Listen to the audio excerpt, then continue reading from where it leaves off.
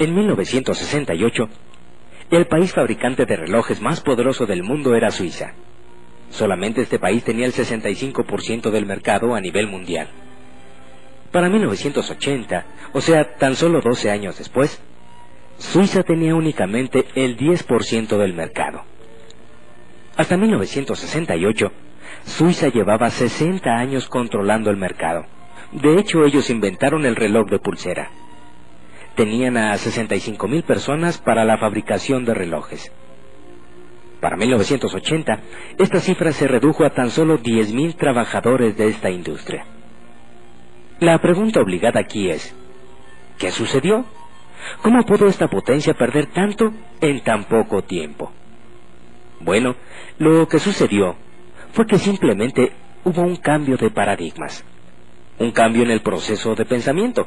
Cambiaron las reglas de cómo se hacían los relojes, y aun y cuando los suizos eran los que más relojes fabricaban en el mundo, los que más investigación hacían, perdieron casi todo. De poco les sirvió su experiencia y su fuerza, porque cuando el proceso de pensamiento cambia, cuando las reglas del juego cambian, el mundo entero cambia, y se mueve hacia y alrededor de ese nuevo paradigma, de esa nueva forma de hacer las cosas. Lo que pasó entonces es que dos jóvenes investigadores suizos desarrollaron un nuevo concepto en la fabricación de relojes.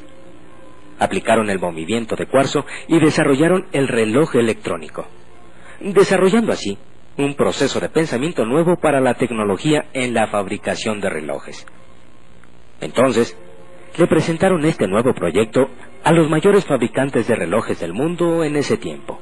Pero los fabricantes estaban tan confiados y tan anclados en su propio patrón de pensamiento de cómo se deberían hacer los relojes, el cual implicaba un mecanismo con una serie de engranajes, resortes, etcétera, etcétera, que ellos habían inventado y perfeccionado, que no fueron capaces de aceptar un nuevo esquema, un nuevo paradigma, y cerraron su mente con tal fuerza a este nuevo concepto que ni siquiera consideraron protegerse ellos mismos, y simplemente opinaron que eso no funcionaría, que así no se hacían las cosas, y negaron su existencia. Y como resultado de esa respuesta, estos dos jóvenes investigadores suizos llevaron el proyecto creado por ellos al Congreso Mundial de Fabricantes de Relojes, que se llevaba a cabo en Estados Unidos de Norteamérica ese año.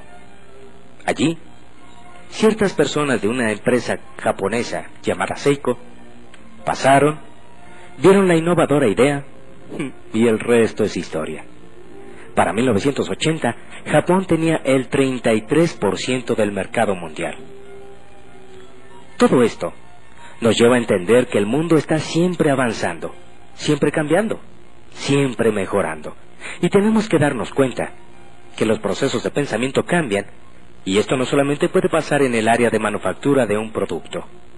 Nos puede pasar a nivel personal, como nación o como empresa. Como en el caso de IBM, quien perdió el gran invento de las fotocopiadoras, simplemente porque su paradigma no los dejó ver de que se trataba de un gran invento, y perdieron un negocio de millones y millones de dólares. Pero te preguntarás, bueno, ¿y qué tiene que ver esto conmigo? Pues simplemente que el que no nos demos cuenta que lo que era bueno hace 40 o 50 años, no necesariamente seguirá siendo bueno ahora, y probablemente no será bueno en el futuro.